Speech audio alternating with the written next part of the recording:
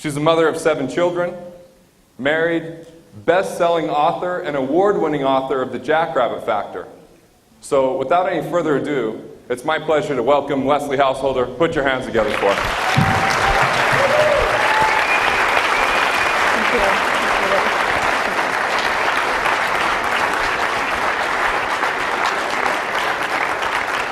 Thank you.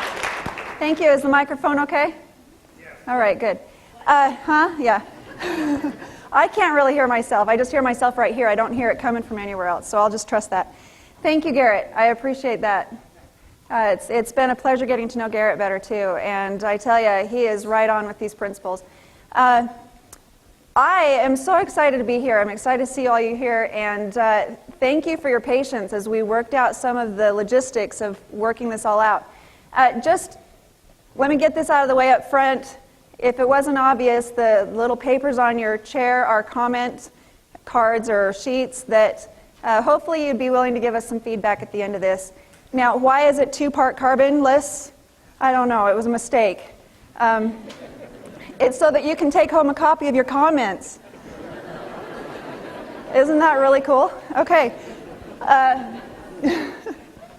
Yeah, that was a mistake. There's no mistakes. There's a reason for that. Somebody's going to go home and be so glad that they kept their comments. I don't know. How many of you are familiar with the book, The Jackrabbit Factor, already? Thank you. Thank you. Okay, you know, that's a good thing because if you hadn't read The Jackrabbit Factor, maybe there's some of you who have not, you may be spending the first half hour here kind of, I'm not sure about this. And that's okay. That's okay. Maybe you'll spend the whole time feeling that way.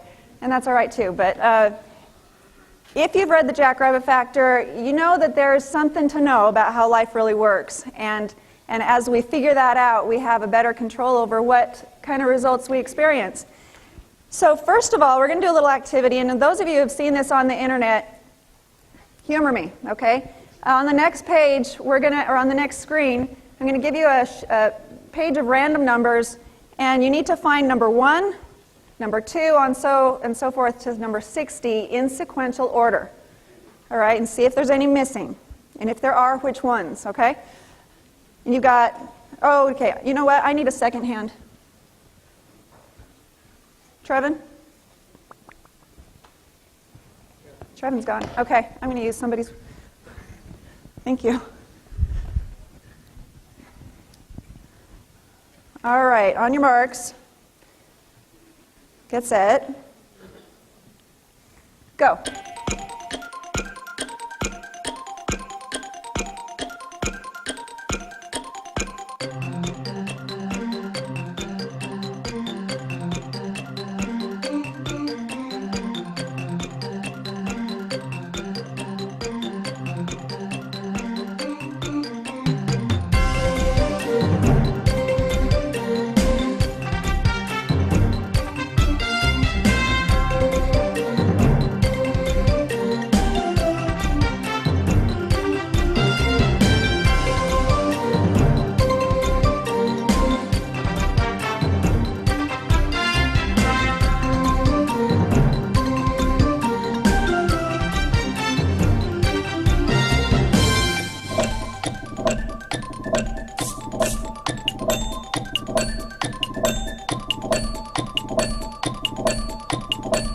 Stop. How many of you got to 10? Raise your hand if you got to 10. 15. 20. 25. 30. Good for you. 40. Good. How far did you get in the blue? 45. Anybody beat 45? What'd you get? 51. Nice. Had you seen this before? Ah. Okay. You've seen it. I'm not even going to go there. All right, we're going to try this again. I want you to notice that the numbers are organized into 4 quadrants. Number 1 is in the upper, your right. Number 2 is there, 3, 4, and it goes clockwise. All right? We're going to do this again, see if you can do any better. On your marks, get set, go.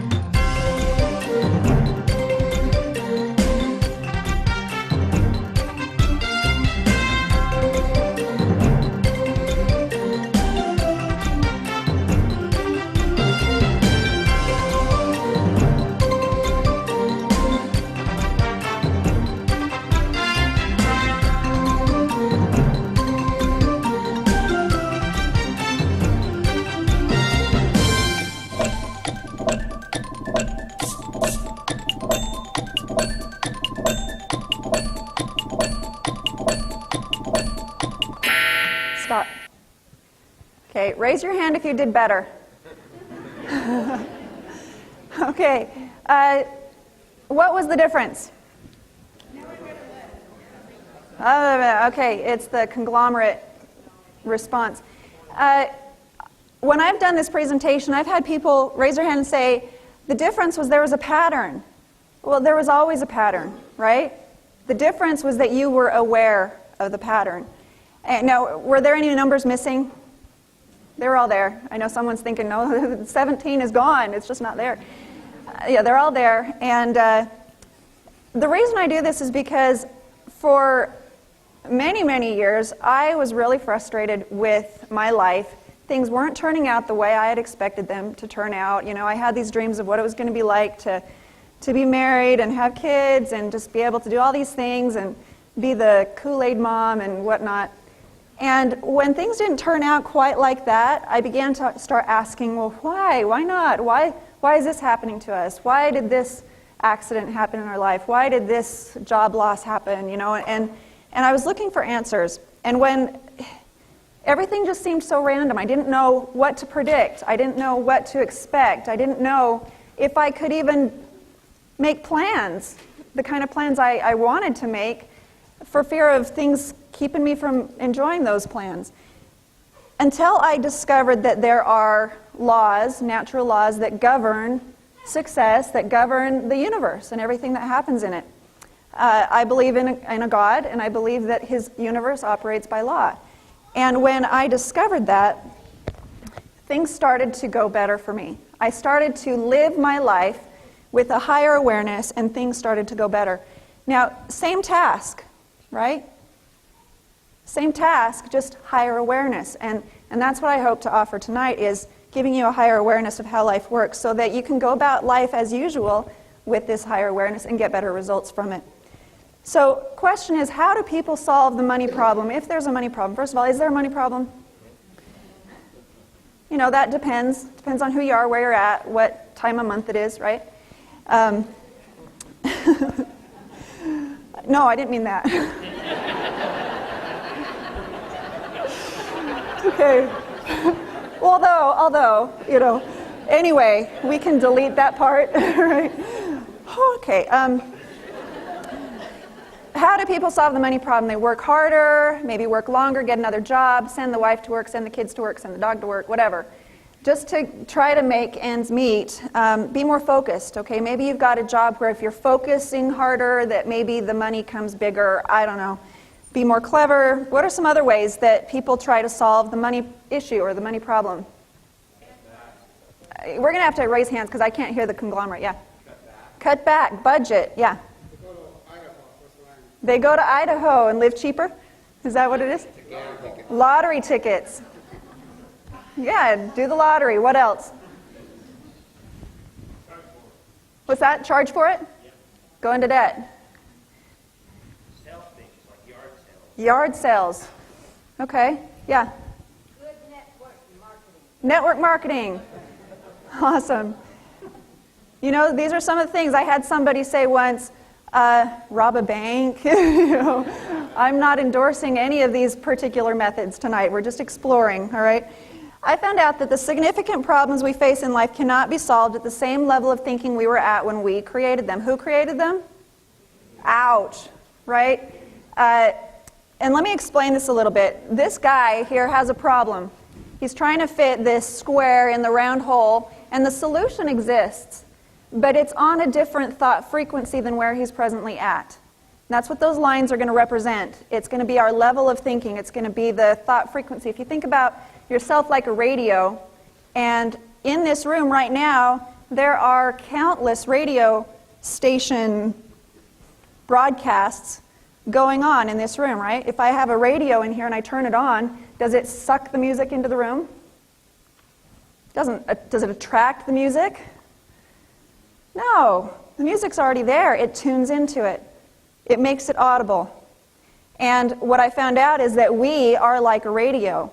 And our thoughts are on a certain level. And if we're trying to solve the problems that we're in right now at the same level of thinking that we're at right now, we're going to get more of what we're experiencing right now. And that's why my husband and I became seminar junkies early on in our marriage. Because we realized, going to a seminar takes our thoughts from here up to here, and we start seeing solutions that we'd never seen before, that had always been there, but all of a sudden we were aware of them. There are thought frequencies, and as your awareness grows, your thoughts change. Every problem can be solved with just an idea. Every problem, every solution is only an idea away. That's all it is. It's only an idea away. And when we feel stuck, when we're concerned, when we're struggling or frustrated, if we just had the right thought, the right idea to solve that problem, it wouldn't be a problem anymore. And we find those solutions by changing our thought frequency, and I'm going to teach you how to do that. So you might want to ask yourself, what is your thought frequency? Where are you at? Take an inventory of your life the way it is right now. Good or bad, however you want to assess that. If things aren't exactly the way you want them to be, there's a very simple process to get your thoughts to a level where the ideas and the inspiration you need will come to you. A little bit of history. This is my husband and I when we got married in 1991 in Arizona. We rented this really cool getaway car. Herbie the Love Bug. Because we thought it would make a great picture. No, this was a car that my parents gave me. Here's another view of it. It's very impressive. Herbie would have been cuter. Two-tone, rust and white. Actually, that's white. I know, you can't tell. That's what the cover on the front's for. While we were going to seminars, while we were trying to figure out how to solve the problems that we were facing, see, all I wanted to do was be a mom, a stay-at-home mom. That's all I ever wanted to do was just raise my kids. And this is something that my husband and I agreed to when we got married, that's what we wanted. He wanted that for me. I wanted that for me. And so we had a match. It was going to work out. And a year later, after being married, along comes a baby. And where are you, Jacob? He's out there somewhere. Anyway, he's on his way to arrive. And I thought, okay, well, here comes the baby. It's time to stay home from work. We were not financially prepared to do that, but we were going to operate on faith. This is what we're going to do. It'll work out somehow. And what happened is I quit work, and that year we went into debt pretty good. And at the end of that year, my husband lost his job, and I was forced back to work, and so was he in another way. And it was really hard for me not to be depressed. And it became a chronic thing for me. I became depressed quite often. And we were looking for answers. And for the first 7 years of our marriage, we attended no less than 100 seminars, literally. They might have been only $20 seminars here and there, but we went to at least 100 seminars. And each time I came back feeling pumped up and excited, and yes, life is going to change. Yes, we can do this. I can do this. We can change. And that would how long does that last? A week or two for me. That's about how long it lasted. In fact, I won't tell you that. And then, and I think that's why I kept going to seminars, is because it was keeping me in a state of hope at least 2 weeks out of every month.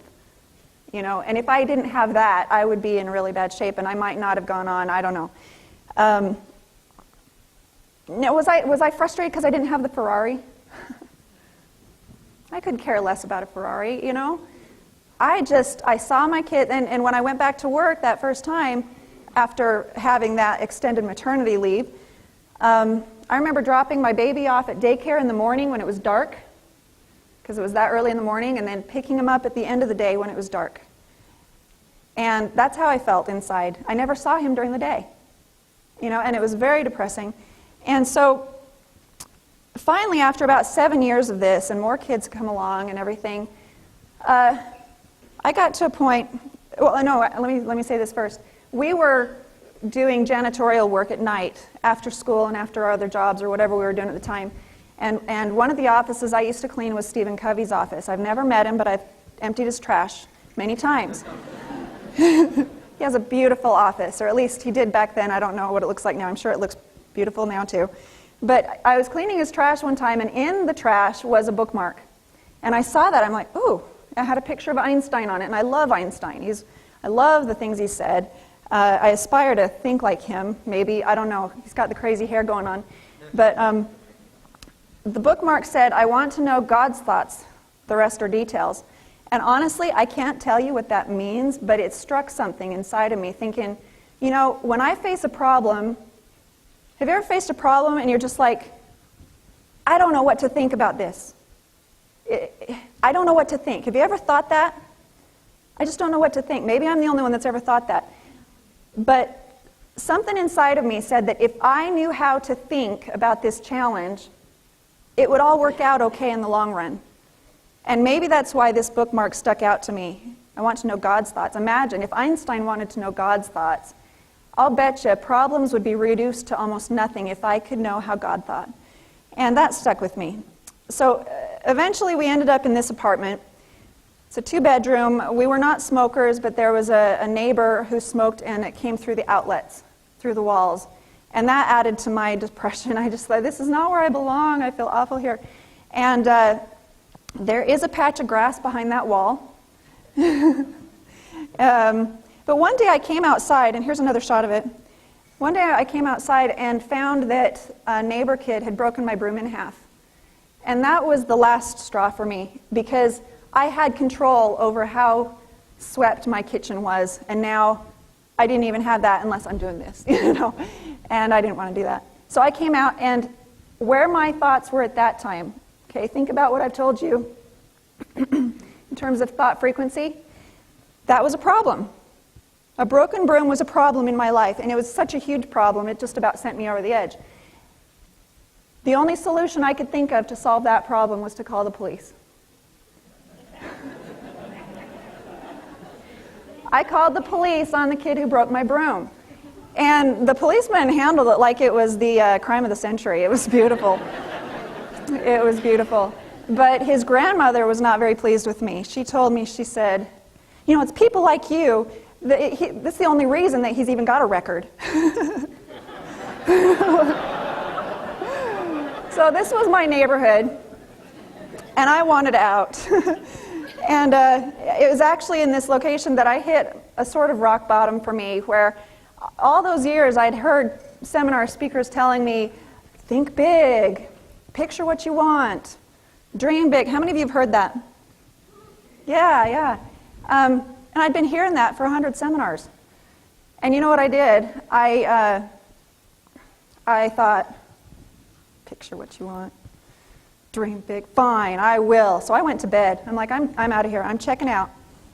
I just rolled over, and I thought, if life isn't going to show up the way I want it to, I'm just going to live it the way I want to, right here, la la la, just checking out.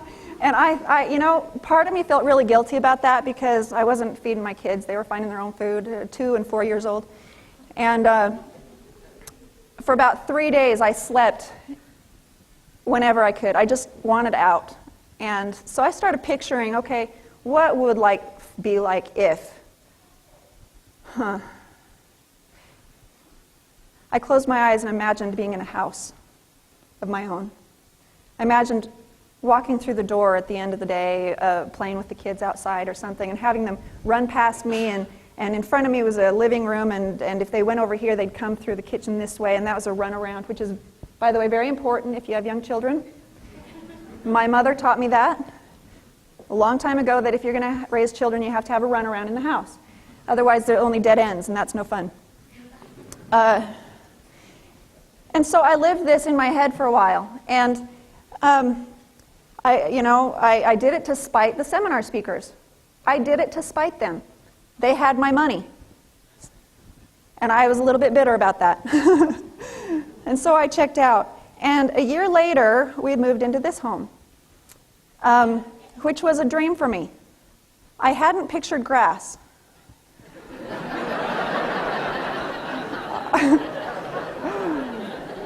I didn't know I needed to. I didn't know that wasn't just a given. But if any of you have lived in Hesperia, you know that it's not a given to have grass. This is in California. And what happened was, I didn't realize that what I had done that day had had any effect on how we ended up here. I didn't know that.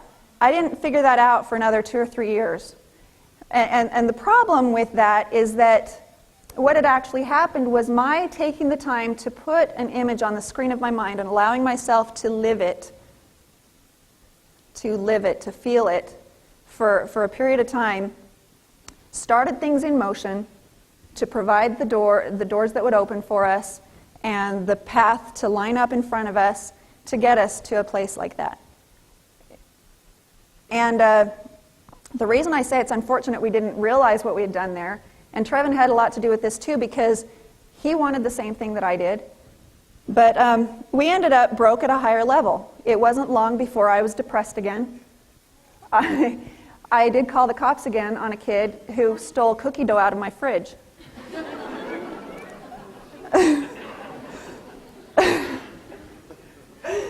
It's true. It's true. No, actually, I came home from somewhere and the door was ajar. I'm like, somebody's been here. And I went around and I had some jewelry stolen and some other things. And then I saw a trail of cookie dough going out the front yard. And I'm like, and so I did. I called the cops and I said, it's not really a big deal, but I think I've been broken into. Am I supposed to report this? And he came out and treated it like the crime of the century again. I don't know where these California cops had that much time on their hands, because you can't get them to help you find a stolen car, But he actually went around the neighborhood and interviewed other kids and found the boy. And I'll just on a side, it's really funny. He goes and he knocks on the door where the boy lives, and they come to the door with his mom, and he's behind his mom's leg. And he says, we've had a break-in across the way. And he says, do you know anything about that? And he's like, no, about 5 years old. And he's like, he looks at his shoes and he goes, we have footprints. And by the way, he fingerprinted at my house. He literally did. He went to the trouble of doing that. And then he looks straight at the little boy and he says, and we have fingerprints too. And the little boy goes, on the white plate. It was awesome. It was awesome. All right, so moving on. All right, so we're broke at a higher level. I'm depressed again, frustrated, angry. And we were facing questions like these. Maybe you face these. When is it better to have a car loan instead of constant repairs? You don't want to go into debt, but you're spending $3,000 a month to fix your junk heap. We were doing that, not quite $3,000 a month, but how do I develop a savings when I can't keep up as it is? Do I take my kid to the emergency room on Saturday night or wait until Monday morning? Is that sad? Okay, they're bleeding. How much is this going to cost me? Can it wait 2 days? What about retirement? Are you depending on Social Security? I'm not going there. What if the check bounces? How can I keep a promise to a creditor now that my income has dropped? How will I pay for Christmas this year when last year's isn't paid off? How will we survive after the downsize? How can we keep Mother home from work? How far do I have to drive to save 10 cents in gas? Yeah, all right. So, still, even after we'd moved, we were still going to seminars and still getting a lot of good out of them. In fact, all those notes from all those seminars was the fodder for Jackrabbit Factor, just so you know. So it wasn't for nothing, all right? But I got to a point again where along comes another seminar, and I said, you know what, this is the last one. I am done. I can't justify spending money on seminars anymore. Honey, if you want to keep going after this one, fine, but I'm out of here unless something really changes. And it happened to be Bob Proctor, who was the guest speaker at that event. Any of you have heard of him? He has been our mentor for a number of years, and it's because of what we learned from him that everything we do has kind of come about. So, but the problem is I went to that seminar, and I was so fuming about what we had spent to get there that I wasn't paying any attention. I didn't really listen. And he did a Stickman presentation. And by the end of it, everybody's in a buzz about what it had done for them right then and there. And I'd never seen a reaction to a presentation in all those years like I was seeing right then. And I'm like, what'd I miss? I leaned over to my husband. I said, well, what'd he say? He had just spent between 2 and 4 hours developing this concept, and I wanted Trevan to sum it up for me in about 30 seconds. Wasn't going to happen. And so about 6 months later, he was invited back to speak again. And this time I thought, I'm going to go and I'm going to listen. But this is the last one. This is the last one. And, at one point I was able to meet Bob in between sessions, and I'd heard that he is a good way of kind of picking up on how you think just by meeting you. I don't know, I thought, well, that's an interesting little circus trick. Let's see what he has to say. So I went up during the event in between sessions, and we stood there. I mean, how do you stand when you know they're analyzing you? And he told me, he says, you've got a pretty good balance between the right and the left brain, but you're primarily creative. And I thought, okay, he doesn't know what he's talking about, because I'm a math major. I was a math major, and I am very analytical. And I told him, I said, I have a hard time believing that, because I'm always thinking, I'm always analyzing, I'm always looking at my situation and figuring it out and analyzing it and hashing. Any of you process? Something happens and you process it, don't you? And your husband's like, are we still talking about that? So I process, and I told him this, and he looked me square in the eyes and he said, you're not thinking. Straight face. Your mind is busy, but you're not thinking. And I thought, was I just insulted? I didn't know. I processed that one. I thought, I literally processed that one for a year. It took me a year to figure out what he meant by that. And I'm going to tell you you want to know what he meant by that? For those of you who process? Okay, I will. We'll get to it. Anyway, it was after that event, I'm going to go back to this a second. It was after that event that, or during that second presentation, my husband and I were sitting there, and he's showing us this presentation. And halfway through, we look at each other, and we're like, that's all it is? That's all it is? This is what they've been trying to tell me for 7 years, or by this time it was 9 years. All of a sudden, all the things that we'd been told all those years were boiled down into this one simple illustration on how our mind works and how to change your life. And we took that, our awareness, we just went, new awareness. All of a sudden, the lines are all over that number grid thing. And shoot, this is easy. 1, 2, 3, 4, 5, 6, 7, 8, 9, 10, And we came home, and within 3 months, tripled our income. After all those years of beating our heads against the wall, figure of speech, things changed very quickly. And in case you're wondering, it wasn't because our business went phew, because it didn't. It's because he was led to an opportunity that tripled his salary in his industry, which, if you're thinking right now, oh, that can't happen in my industry, we didn't think it could happen in his. So, and that was before we even really got independent of a job. So it doesn't have to be in business that this happens.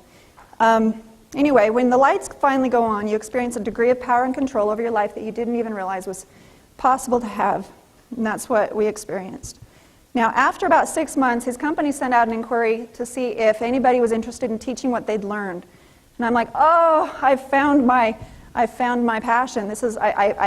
I can't not share this. This has made such an impact. I mean, if life had been pretty good, and we'd seen this, and we made it a little bit better, that would have been one thing. But this was like living like this, and all of a sudden, whew, freedom, relative freedom. It was night and day for us. And so when he said that, I'm like, I'm all over that. And I went and I trained with his company to facilitate his programs. But I found that putting on seminars all the time was very time-consuming. It was hard to get a crowd together. It was all these things that were difficult for me to do at the time with my children and whatnot, that I decided, okay, these are my kids now. I decided I needed to create something that would be the seminar for me, because if I wasn't teaching it, I felt guilty. I felt like I have been entrusted with this information, I have to share it. And so that's why I wrote The Jackrabbit Factor. That's kind of how that started. And after it came out and it became a bestseller, all of a sudden the demand for seminars went up. And I'm like, that's not really what I meant to have happen, because I was doing that so I wouldn't have to do seminars. And don't get me wrong, I don't mind being here with you. I enjoy this, okay? It's just that at the time it was insurmountable for me to think about doing. In fact, by the time this happened, my husband was working about 2 hours away, commuting 5 hours a day. And I had all the little kids, and I was expecting, and it was just too much. So that's why we did this in the first place. Our purpose now is to help families achieve prosperity through a heightened awareness of universal law and an increased understanding of the magnificent human mind.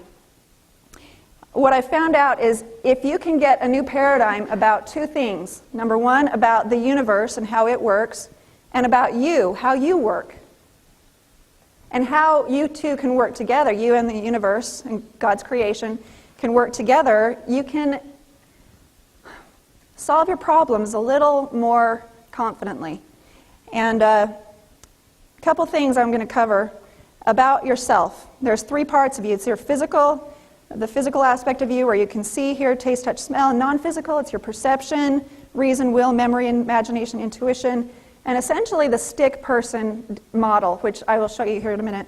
Universal laws, by the way, we don't have time to go into these. It's covered in the book Hidden Treasures, which if you got the goodie bag, that's what that CD is for, that tape set. But I found out that if you've seen The Secret or if you know anything about the law of attraction, that is just one of the laws. That is just one of the laws. And so if you've tried to apply what you've learned about the law of attraction and the results aren't quite showing up the way you think they should, understanding the rest of the laws is very important. Essentially, it helps you know how to think when you don't know what to think. And when you and universal law work together properly, you get inspiration and hunches. You tap into that. You attract more favorable resources, and I don't mean that you suck it into the room. All the resources you need are already around you. You become aware of them. You begin to resonate with them.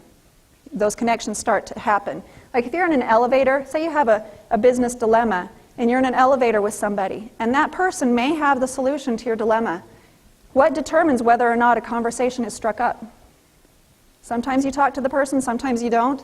The thing that's going to determine whether that conversation begins is how you're thinking. Whether or not something inside of you tells you, open your mouth. If you've read The Jackrabbit Factor at the beginning of that, where it talks about this family they were all saved because of their seatbelts in a car crash. And the man, John, says, no, it wasn't the seatbelts that saved your life, it was whatever told you to put them on that saved your life. And that's essentially what can happen to us as we start living by these principles. The inspiration, the little notions, the little nudges, sometimes imperceptible, that tell us to do whatever, are going to help us achieve those goals that we've set if we've set them properly and if we utilize these principles. Question is, what does your mind look like? If I'm going to tell you that you're going to need to change the way you think a little bit, sometimes it's hard to do that. It's very abstract. But we're going to give you a model. This is called the mind model. I want to point out that your mind is not your brain. Mind is moving thought energy through three parts of you, three primary components. And those components are, number one, the conscious part of your mind, the subconscious, and your body. In this model, the conscious and the subconscious part of your mind are drawn bigger than your body, because while your body does play a part in what happens, because that's where you're taking action, that's when you're shaking someone's hand, that's when you're calling someone on the phone, it's what you do. The greatest work and the most effective work is going to happen right up in your head. The conscious part of your mind, this is where your awareness lies. You're aware of being in this room. All right, they say that of all the creatures on the planet, humans are the only ones with this awareness that they are aware. We're aware that we're aware. What I don't know is how do we know that animals don't have that? I don't know. Who's going to ask them, you know? I just had to challenge that. But it's also the part of your mind that adds meaning to data input. You come home from work and you see the living room in a shambles. Are you going to say, this is good or this is bad? The data input is, it's a shambles. It could mean that your spouse just spent an hour roughhousing with the kids and they had a great time. That would be a good thing.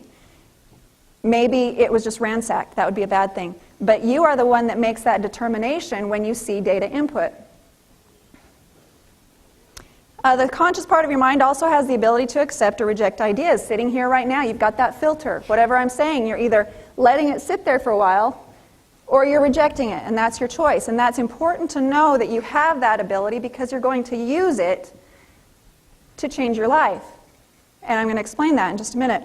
It also has the ability to create new ideas. If you're going to take a note on anything, this would be a good one because this is your key to freedom. This is your key to freedom. I want you to take a second and try to create something brand new in your mind. Think of a crazy animal, something that doesn't exist in the real world. Put it on the screen of your mind. Create something new. When you have something, I want you to raise your hand.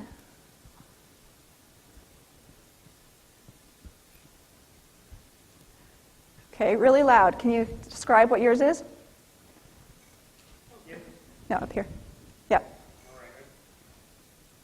It's a new jungle beast with gray skin and A jungle beast with gray skin, long nose, horn coming out of his forehead, a horn coming out of his forehead,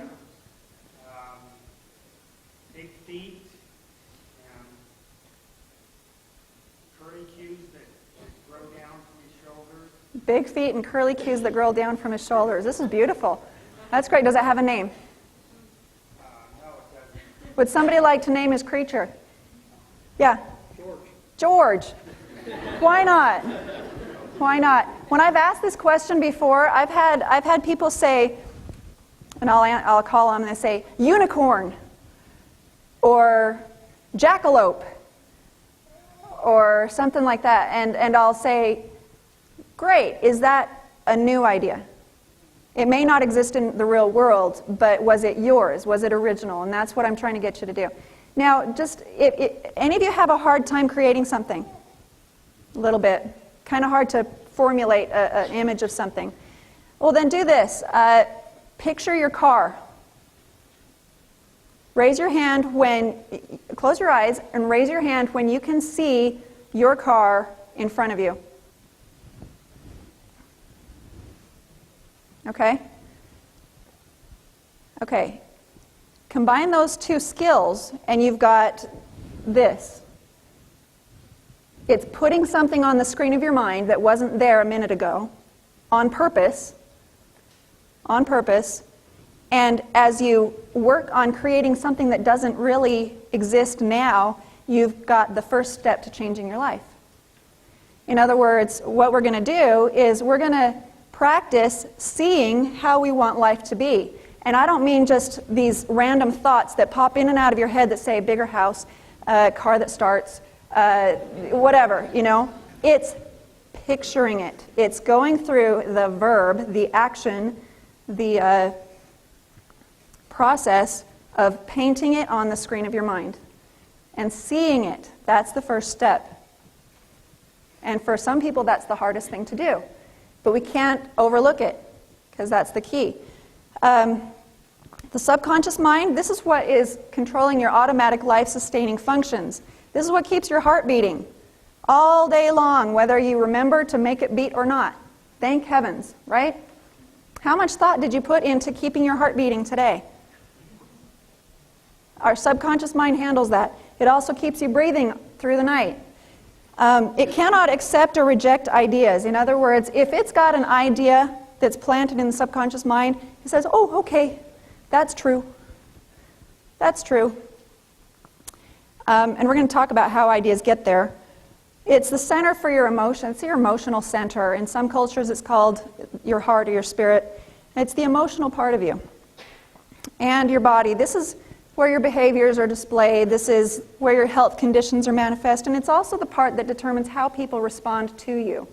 And I'm not talking about how you dress. And I'm not talking about your body language so much as I'm talking about how people feel when they're near you.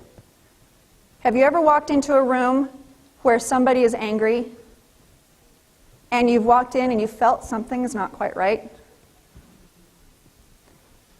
All right, so the feeling that people get when they're around you, it's an energy that you're putting off. You know, they've been able to photograph energy that comes off of us. And it's because we're vibrating. On a molecular level, everything is in a state of vibration, and we are going to talk about that too. So, And then the fourth part we're going to talk about are the results. And in this model, they're going to be pointed out there. That's where they're always going to be shown in this model. Now, I want to point out that, as James Allen said in his classic, As a Man Thinketh, the outer conditions of a person's life, the results, will always be found to be harmoniously related to his inner state. And I don't mean his conscious mind, I mean his heart. Woo, hello. His subconscious. Men do not attract that which they want, but that which they are. So in this model, whatever you're thinking on a conscious level is going to have very little permanent effect on your results. The thing that's going to keep your results what they are is what's going on in the subconscious mind. The part that's keeping your heart beating. The part that's keeping you broke.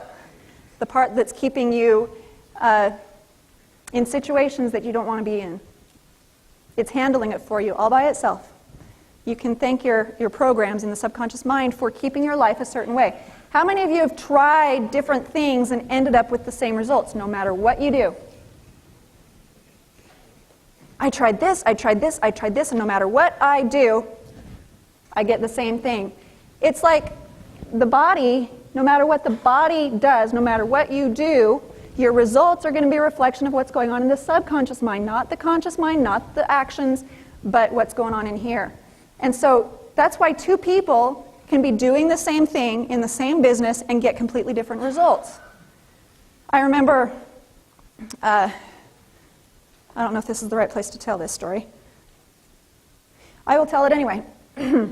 I remember a long time ago we were trying to build a business, and someone had told us that if you just show 150 presentations, you should be making $2,000 a month, because they had never seen anybody show that many presentations and not make $2,000 a month. We're like, great! So what did we do? We created a chart with 150 squares. And every time we showed a presentation, we put a smiley face on the square. Because we knew that when we had that filled in, what would we be making? $2,000 a month. We're so excited. At the end of those 150 presentations, we weren't making any money. I think we were the first people to come along to prove that theory wrong. And what I found out is that we were doing the actions that someone else had done without the vision that they had had. What happened was we were so focused on filling in that sheet that who were we attracting? Who were the people that we were showing presentations to? We were showing it to people who would be kind enough to let us show them a presentation. The other people who were doing really well, they were attracting people who wanted what they had to offer. So are the results going to be different? Absolutely. Same activity, different results, and it's because of our thinking. All right. This on the left, on the left is a child, a young child. Ideas come in, there is no filter. They believe everything. They believe everything. You can tell them anything and they're like, okay, yes. You can tell them the world is flat. Okay, yes. Whatever it is. And whatever those ideas are, they stay in the subconscious mind even after that filter has been developed. Do you think that there are ideas in our subconscious minds that were planted as young children or in society before we had a filter to know any better to reject it, that are still there, that may be false ideas? Absolutely. What are some of the things that you think might be in people's subconscious minds right now that are keeping their results in a certain place that they might not even be aware of are in there? Religion? What else? Life is hard. Life is hard. Money is hard to come by. Poverty, yeah. Money is evil.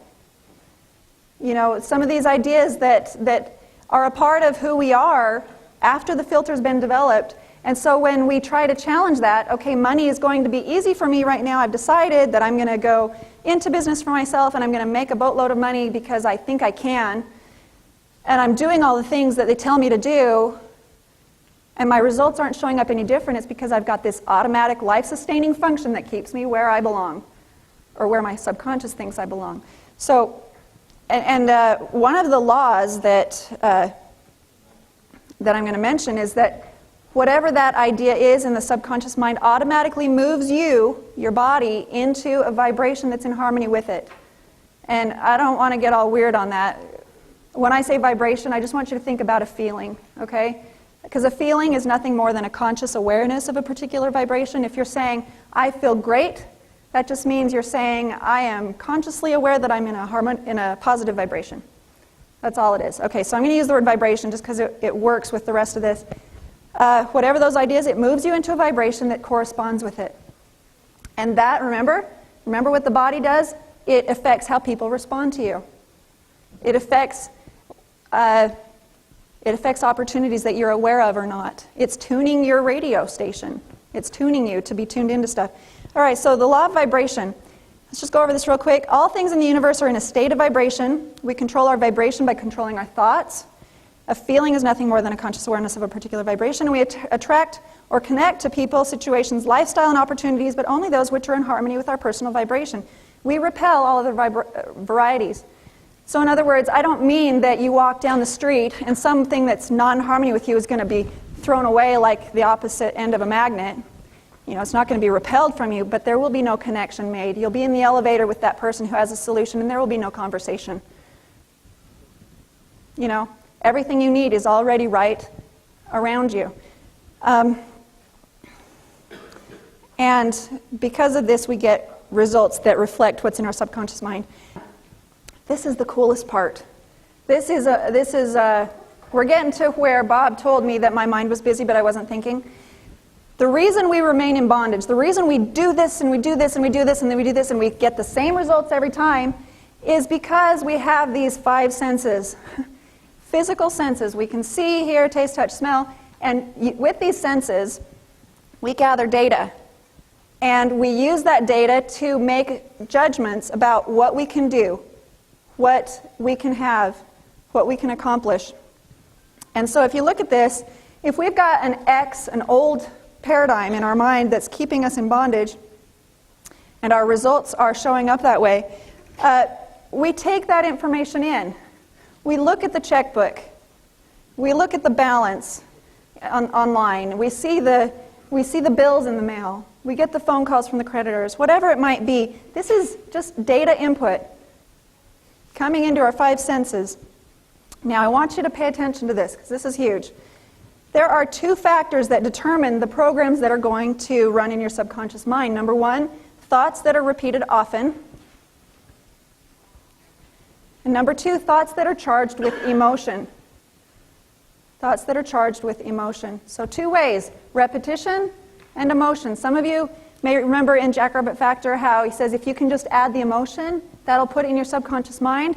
Some people have a hard time doing that, so you resort to repetition. That's what affirmations are for. And you say things, if you tell yourself a lie often enough, you'll eventually start to believe it. And or your subconscious mind will start to believe it. And as long as we're lying to ourselves anyway, life is hard. It's hard to make money. Those are lies.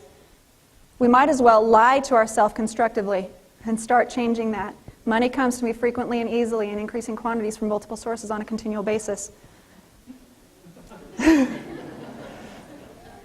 I used to say people want my products, but now I say people buy my products. It's a difference, Anyway, there's more, but I'm not going to share it with you. So if this is the case, thoughts that are repeated often and thoughts charged with emotion, then question is, what do you think about often? How do you feel about your present circumstances? Lights kind of went on for me when I saw this, because all those years I'd been ranting and raving about the way life was. A lot of emotion, a lot of complaining, a lot of complaining with emotion. And when I saw this, I'm like, this is my fault? So remember, thoughts repeated often, thoughts charged with emotion. Determine the programs that will continue to control your results. And so what I was doing was I was getting the data input, I was seeing it, I was processing it, I was getting emotionally charged with it in an angry way. Doesn't matter if it's a good emotion or a bad emotion. Emotion is the path there to get those ideas going. And then no matter what I would do, what was controlling my results? It was those things that I had been telling my subconscious mind, this is the way I want my life to be because I am so passionate about it. So why do you think all these gurus tell you to get passionate about what you want? Oh, that's why. You know, when I saw this, I'm like, oh, picture what you want. I see. You know, it started to, oh, so that's what they were saying. So to get different results, we're going to do 3 things. We're going to do a virus scan. Pretend like we're a computer, okay? We're going to scan for viruses. Do we have viruses in our subconscious mind? Very likely, yes. If our life is not what we want it to be, then something's keeping us where we are that needs to be changed. That's a virus. So we're going to take an inventory of our results. That's how we do the virus scan. We're going to quarantine bad programs. We're going to identify them. Okay, I have this paradigm that people aren't going to want to buy my books, or whatever it might be in your life, you know, whatever you've had to overcome or need to overcome. And then there's 2 ways to quarantine bad programs. Number 1 is to use that filter and reject the idea when the data comes in. Pay attention that it came in. Okay, I opened the bill, says overdue. That's data input. Okay, that's data input. I can choose to reject that. Now, does that mean, oh, I'm rejecting that bill, it doesn't exist? No. Okay, that's not what I mean. What I mean is refuse to get emotionally charged about it. Handle it without emotion. Turn that switch off. Okay? Handle it without emotion. You need to make a phone call and say, I just saw this overdue bill notice. I don't have the money, but I want to work it out. What can we do? Without emotion.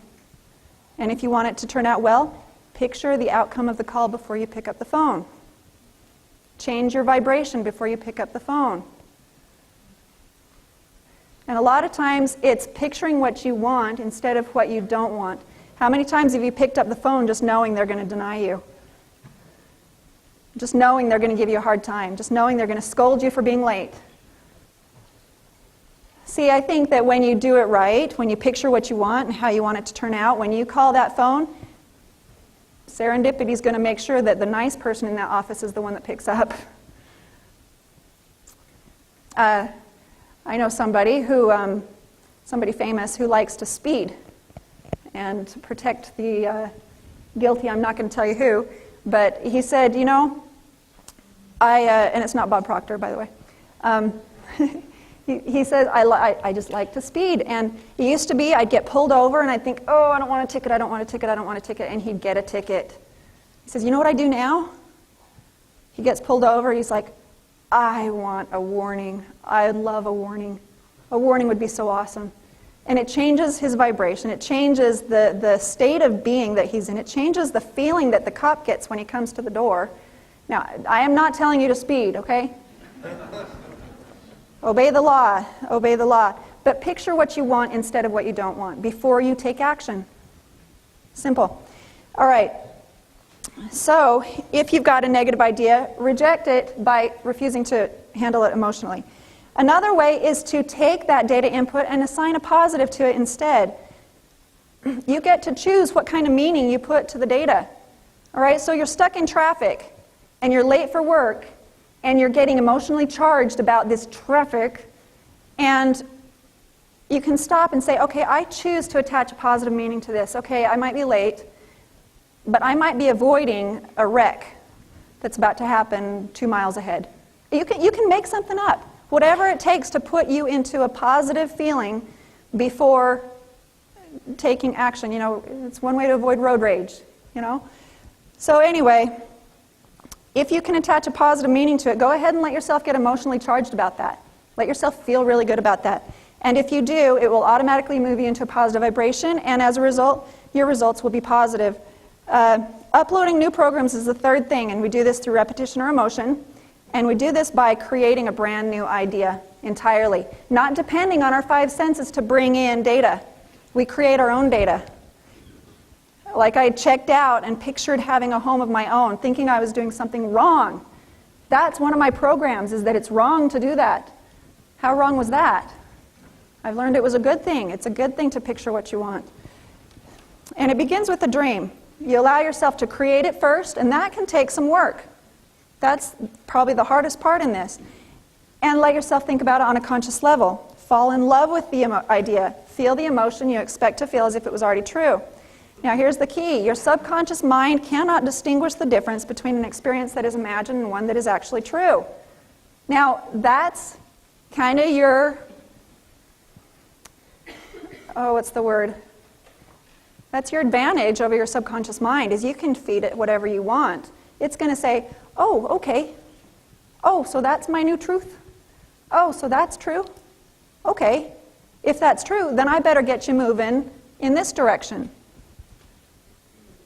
If your new paradigm says, I have great relationships. Oh, so you have great relationships now. Okay, great relationships. We'll work on that. And subconsciously, you're going to be moved to do things that you wouldn't have done otherwise, or give you ideas that you wouldn't have thought of otherwise to help those relationships. See, it's not just about money. It's about change. It's whatever you want to change. And really, faith is to believe in something you cannot see. That's what you're doing. You're creating something on the screen of your mind, and you're having faith that it's going to help you behave better. And really, for faith to work, where do you think the effective belief must take place? Do you think it's having faith up here that, oh, I'll just quit my job and I trust that everything's going to work out because I have faith? Where deep down in here, I'm feeling really worried. I'm really worried because I'm picturing the disaster that's going to happen if the income has dried up. I'm picturing the train wreck at the end of the month. That's not faith. Faith is when it comes from here to here. And you can either do that through emotion by feeling it, letting yourself see it ahead of time, or repetition. And repetition sometimes takes longer. If you can do both together, powerful. By law, the new idea firmly established in the heart or the subconscious mind must manifest as an altered vibration in the body. It automatically moves you into a vibration that's a new vibration. And then by law, the new vibration causes you to resonate with or recognize new opportunities. If you take action, the corresponding Y results become predictable. Now back to this. You're not thinking. Your mind is busy, but you're not thinking. This is busyness. That's the bondage cycle.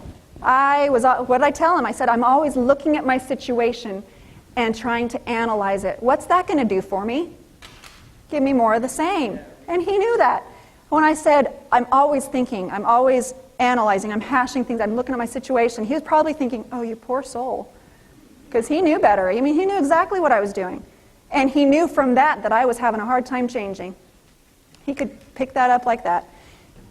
He says, your mind is busy, but you're not thinking. To think is to create a new idea. To think is to create a new idea.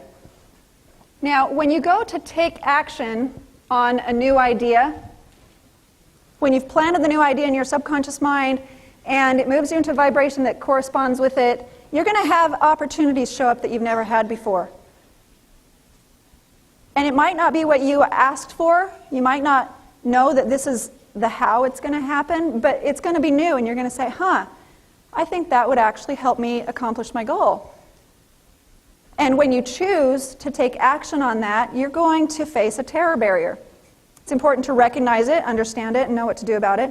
And we're going to gain the proper awareness, which will help you push through it. So this is you. This is all of us. Where we're at right now. Whatever those subconscious ideas are that are controlling our results, there they are. And instead we want to change. So we think of a new idea. We think, I have a house. I live in a house with a runaround. That's what I have.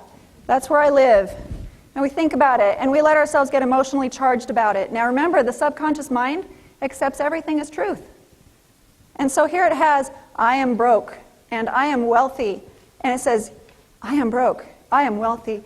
This is true too. What would that do to a computer? Blue screen of death, right? Yeah, that wouldn't be good. It would confuse the computer. And what it does to us is, remember I told you that whatever that idea, it moves you automatically into a vibration that corresponds with it? Well, it's going to move you into an XY vibration.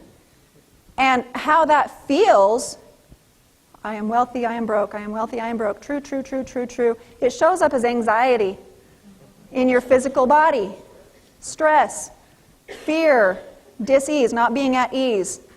And when we feel that, okay, so we've had this new idea that life is going to be different. Opportunity comes along, we go to take action on it, and we get this sick feeling. And what do we usually do with that? How do we usually interpret that? It must be wrong. Oh, that's bad. That didn't feel right. I think I'll do this. Hit the terror barrier and go back to the comfort zone. Problem, there's a problem with this, and that is that man's mind, once stretched by a new idea, never regains its original dimensions. So you're all here. Sorry.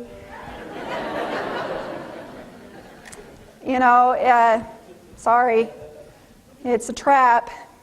You got to grow or you're not going to be happy. That's the way life is. But instead, when you hit that terror barrier, you learn to recognize it for what it is. And this is what my husband and I did after coming home from that presentation where we changed our life, tripled the income in 3 months, is we came home from that and there were some opportunities. And they were scary. They were way out of our comfort zone and we felt the anxiety. And instead of saying, ooh, this is bad, I don't know what to do with this, I think I better think twice, let me sleep on it for another 2 months, whatever. Instead of doing that, we looked at each other and says, I know what this feeling means. I know what this means, because what it means is that you're this close to breaking through. If you take that action, you can know that the results will be Y results. There is no guesswork here. You get through that anxiety, and the results are predictable because you have altered what's going on in the subconscious mind. Now, what's already in there is always going to be in there, but you can override it. It's like your computer. It has all these programs that are there, but they may not be running. The ones that are running are the ones that you choose to run, and that's what we're doing. It's making that choice. Now, let me say this. I'm not, if you're going to go off to like Squaw Peak in Provo and stand on the edge and say, I wonder what would happen if I jumped, you're going to feel some anxiety. That's good anxiety. All right, I'm not here to tell you how to overcome the anxiety of doing something stupid. And how are you going to know the difference? You're going to know the difference because you will have created a new idea in your mind on how you want your life to be. You're going to have an opportunity show up, or an idea, or a thought to call someone, or a thought to go somewhere or do something. And you're going to feel, it's going to feel right in your heart. It's going to feel wrong when you go to take action. I don't know that jumping off Squaw Peak is going to feel right in your heart first. Do you know what I'm saying? Okay? And it's because your heart is going to resonate with the new opportunity, and it will resonate with you because you had moved yourself into a vibration that was in harmony with it by creating the idea and allowing yourself to get emotionally charged about it. So the question is, what do you want? And I suggest you write it down. Jackrabbit Factor will tell you why. Your results will be a reflection of the ideas to which you give the strongest emotion. So, do you fear poverty more than you love abundance? Or is it the other way around? Whichever one is the stronger emotion is going to guide that ship. Let me just tell you a quick story. I was in a rush. I needed to hurry up and get a package ready for the mail, and I was looking for my packaging tape. And I knew it was in this closet because I had just seen it not long before. And I went in there, and I knew it was in there, but I was in a hurry. Have you ever been really ineffective when you're in a hurry? You get in this stressful thing and nothing works for you because you're in a vibration of stress. And so I'm in there and I'm looking for this packaging tape, and I know it was on a shelf, and I'm looking back, and I've got my hand out like this so that I be sure not to miss it. And I'm back and forth, and I go on this wall, where's the stud? Oh my gosh, I gotta go, where is it? And I'm just like this. Okay, this will repel what you're looking for. This will repel the change you want to make in your life. You don't want it to slow down, but you should calm down whenever you're trying to live. Just do it all the time. Just be calm. And so I thought, okay, I need to practice what I teach. And sometimes, I tell you, It's really annoying to know what I know, because sometimes I don't feel like it. I don't feel like doing it. I just need the tape. Why do I have to picture this stupid tape? Can't I just... Ugh. I thought, no, all right. So I went around the corner. I don't know if you can see it. There's a couch over there. And I sat down and I thought, okay, here we go. I'm breathing deeply. I've got the screen in my mind, and there's the packaging tape. And I'm holding it. I'm going to involve all the senses I can, because that helps trick my subconscious mind into believing that I am one with this tape. And I'm feeling it, and I'm rotating it, and I'm doing my fingernails on the little edge, because that's what I do, you know. When you're using it, everybody does that, right? So, all right, and then, all right, so there I can see it. Now, what's the next step? What's that? Be grateful, emotion, okay? Get some emotion around it. I'm going to be emotional about this packaging tape, all right?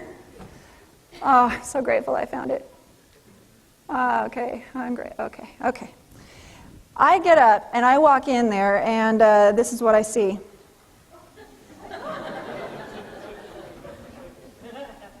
So I either literally created that tape out of thin air, or it was there all along and I just was repelling it. It was not a part of my life until I became in harmonious vibration with the packaging tape. I know it sounds silly. I dare you to try it with something. Go home and find your lost car keys. Okay? And if you can experience it with something silly like this, and you see it happen enough, you start thinking, well, what could I do with my life? What could I do with my life? We have no comprehension of the power of our minds and the tools that God gave us to live and live abundantly. His universe is abundant. If we're not living in abundance, it's not because the universe is lacking. It's there. If you can conceive it, you can achieve it by law. Don't filter it, fall in love with it.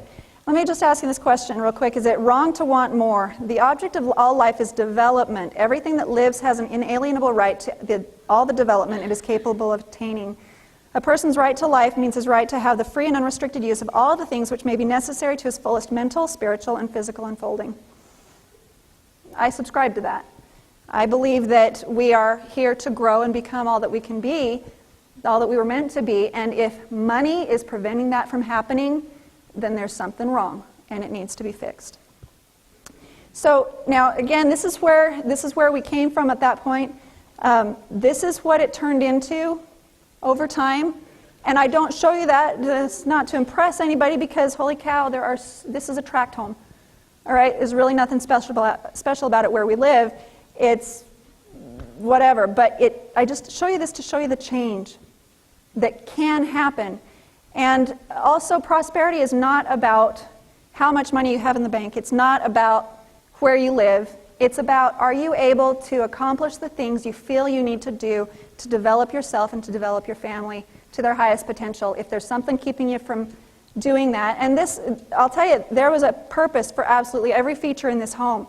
We finally moved back to Arizona, where my husband's extended family lives, and we needed a gathering place for the extended family because we're very tight-knit family, and there was no place to get together all at once. And we set out to have a place where the family could get together. That's what that was for. So do problems go away? No. There will always be problems, because through problems we grow. Through overcoming challenges, we get stronger and we grow. Let me just share you a quick story. It was probably a year or so after we had seen this huge change, and a few years. And I was paying my bills online. I set up a bill pay thing, and it just sends it off automatically. And I needed to pay Verizon about $46.23 or something like that. And I entered it, and I forgot the decimal, and I hit send. I sent Verizon more than $4,000. And I'm like, I didn't mean to do that. And so I called them up, and they said, well, they were going to use it as a credit. For how many generations, I don't know. But I said, no, I really need you to send that back. Wouldn't it have been nice if that check bounced? Have you ever wished a check would bounce? Don't answer that. So yeah, that was a problem. That was inconvenient.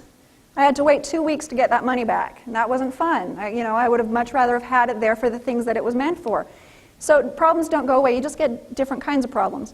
It all started with the Stickman concept, which has been huge to me. So in summary, your subconscious mind controls your results. You can change subconscious programming through repetition and proper use of emotion. Significant change requires passage through a terror barrier. Now, when it shows up, get excited. Because it means that you were successful in taking an idea from here to here to here. If it's not here, you'll never feel the anxiety. Understanding the terror barrier can help you take action. Results become more predictable and desirable. Now imagine, what could you do with your life? What could you do? Make no small plans, for they have not the power to stir men's souls. Make no small plans. What kind of a legacy could you leave? What kind of effect could you have on this planet? What could you do to make this world a better place? Just think of that. Now, sometimes this can raise some questions. I'm going to just touch on a few of them. What if my partner doesn't think this way? What if I'm thinking right and everything still goes wrong? What if I think wrong for a period of time? Can my goal still happen? What about God's will for me? How can I turn failures into success? What is my role and what's God's role in the process? How long do I have to wait for the results to show up? Now, there's not time to go over these here. I do want to introduce you to a 3-day seminar that can answer those questions. It's called the Principles of Prosperity 3-day seminar. It's $29.95 per person, plus airfare, sitters, and whatever if you need it.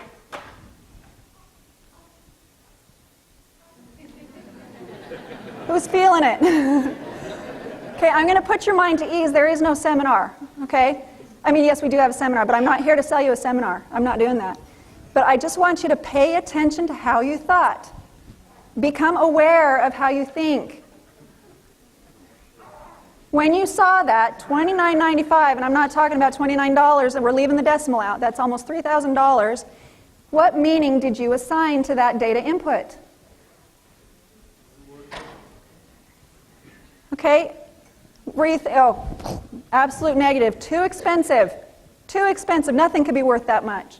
Well, you think if it could help you learn how to earn $3,000 over and over and over and over again the rest of your life, would it be worth it? Some of you may have even thought, that's too cheap. Couldn't do me any good. Seminars I go to are at least 10 grand. You're laughing. It's true. There are people out there that feel that way. If it's not expensive enough, they don't need it. So maybe you rejected the idea right off the bat. Or maybe you felt, you know what? Oh, I believe this could really help me achieve my goals. But whatever actions you take on an opportunity like that, by our choices, we shape our circumstances. Now, the truth is, we do have a 3-day event coming in January that does cost $29.95, but not everybody is invited to that. If you've ever thought about teaching this kind of material, you'll want to ask us for more information on that. But otherwise, where do you go from here?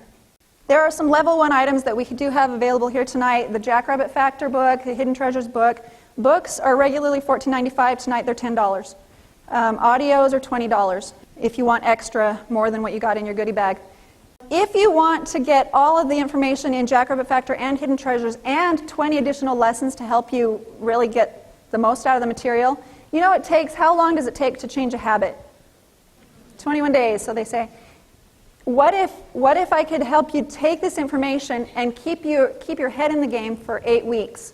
Do you think your thought habits might look a little different?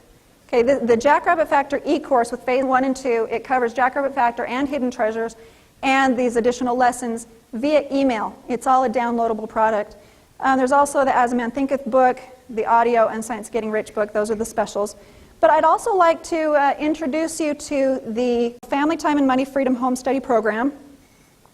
This is an economic alternative to the live 3-day seminar. We do hold Science of Getting Rich seminars on occasion. And literally over the years, my husband and I have spent more than $150,000 in training, in seminar training. And when we finally got it, and we could see real change and permanent change happening in our life, I thought, why didn't they just say it like this? Why didn't they just explain it like this? Why didn't they tell me, okay, so this is how the law of attraction works. What about all the mistakes you can make trying to apply it wrong? Who's going to teach you about that? What I've done is instead of telling you where to get the information for the same kind of money that we've spent, I've taken everything that I just did a brain dump in this 12-week home study program, and it's set up like, and it's not one of these email things per se, but it's a manual. It's a 300-plus page manual with 24 lessons. You're going to look back and say, look how far I've come. It's a powerful program. Let me tell you why you may want to do a home study program instead of a 3-day seminar.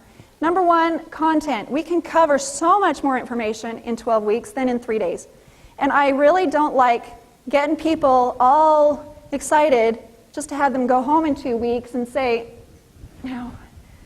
okay, think positive. And I'm just not connected with it anymore. However you're feeling tonight, if you're feeling pretty good about life tonight and the power that you have to change your life, I want to help you keep that and build on it so that real life changes can happen. Permanence, it'll help you live it beyond 21 days. Convenience, no sitters, no time off work, no travel. Repeatability, you can redo the program to take yourself to new levels. It's one of those things, you do it again and it's a different program every time. The community, we've got like-minded people who support each other during the program and beyond it in a private forum. Accountability, there's a customized evaluation of your goals at the midterm and an optional system for weekly accountability to keep you in it if you need someone to make sure that you're not dropping it along the way. And you save thousands of dollars. So if there's 2 of you, compare this to maybe a university education. I am not knocking university education because I have one. I'm grateful I have one. It was a wonderful experience. But you'll spend between $10,000 and $100,000 to get a degree. You'll spend maybe 4 to 12 years or more in a specific field with no guarantee of success. When you're done, they don't just hand you a job. You've still got to go get one. And world economy can be a factor in your particular field. And it may become obsolete. Now, the home study program, it's only 12 weeks. Any occupation, it applies to whatever you're doing, whether it be job, MLM, regular business, a storefront, whatever it might be, whatever you do, you can apply these principles in what you're doing. Success is inevitable because these are universal laws. You live by the law and the prosperity is predictable. World economy is no longer a factor. And it's timeless. So, now, that's a new idea to maybe get in on something like this. Pay attention to how you're feeling. If you're feeling a little bit of anxiety, maybe it's because this is going to answer some questions that you had when you started wondering, what could I do with my life? If you're not feeling any anxiety, maybe it's because this isn't the right time for you, or whatever, it doesn't matter. I want to know, has this presentation been valuable, whether or not you buy anything? Has this given you something that you can take home and do something with your life right now with what I've given you? If I have, thank you. Thank you. Then I've done my job, because I wanted this to be something where you could walk away from it and say, that was just what I needed tonight. Now, this is just for serious students. If you're serious about implementing and learning how this works and getting it on a deeper level and in your heart, get the home study program. Get the home study program. You'll discover that ask and you shall receive is a true promise. And let me show you how to live it.